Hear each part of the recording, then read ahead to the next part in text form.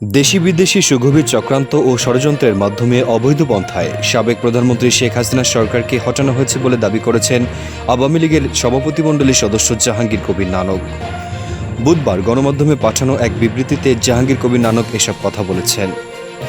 এক বিবৃতিতে তিনি সারা দেশে চলমান রাজনৈতিক অস্থিতিশীলতা ও নৈরাজ্যকর পরিস্থিতি নিয়ে উদ্বেগ প্রকাশ করেছেন।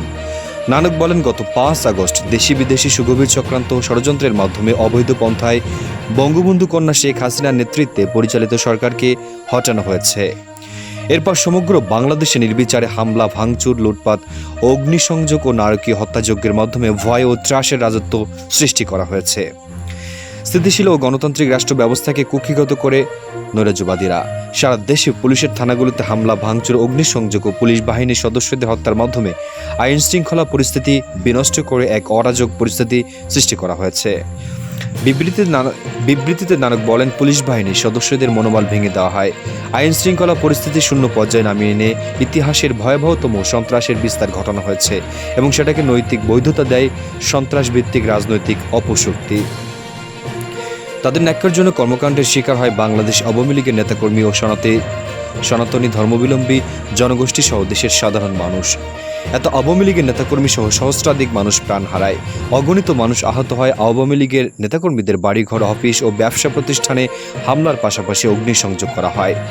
সহিংসতায় জড়িতদের প্রতি ক্ষোভ প্রকাশ করে জাহাঙ্গীর কবির নানক বলেন, বাংলাদেশ ও আওয়ামী লীগের কেন্দ্রীয় কার্যালয় ও সভাপতির রাজনৈতিক কার্যালয় সহ সারা দেশে ১০,০০০-এর মতো দলীয় স্থাপনায় হামলা করা হয়েছে, ভাঙচুর, অগ্নিসংযোগ ও লুটপাট করা হয়েছে।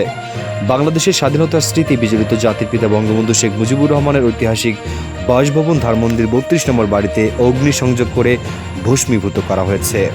বঙ্গবন্ধুর সে স্মৃতির চিহ্নটুকু মুছে ফেলা হয়েছে। বিবৃতিতে তিনি আরও বলেন, গত ৫ আগস্টের ঘটনার পরে একে একে বাংলাদেশের ঐতিহ্য, বৃষ্টি ও সংস্কৃতির উপর আঘাত আনা হয়েছে। স্বাধীনতা যুদ্ধের অন্যতম স্মৃতি মেহেরপুরের আমরুকানন মুজিবনগর জাদুঘর, জাতির পিতার ভাস্কর্য, প্রতিমূর্তি, জয়নুল আবেদিনের ভাস্কর্য ভাঙার পাশাপাশি দেশের বিভিন্ন স্থানে ভাস্কর্য ভাঙচুর করা হয়েছে। এ ধরনের হীন অপচেষ্টা বাঙালির ঐতিহ্য ও চেতনার মূলে আঘাত আনে, যা বাংলাদেশের ইতিহাস, ঐতিহ্য ও স্বাধীনতার চেতনায় বিশ্বাসী সকলকে ব্যথিত ও মর্মাহিত করেছে। আমরা বাংলাদেশ আওয়ামী লীগের পক্ষ থেকে এ ধরনের ন্যাক্কারজনক কর্মকাণ্ডের তীব্র নিন্দা ও প্রতিবাদ জানাই।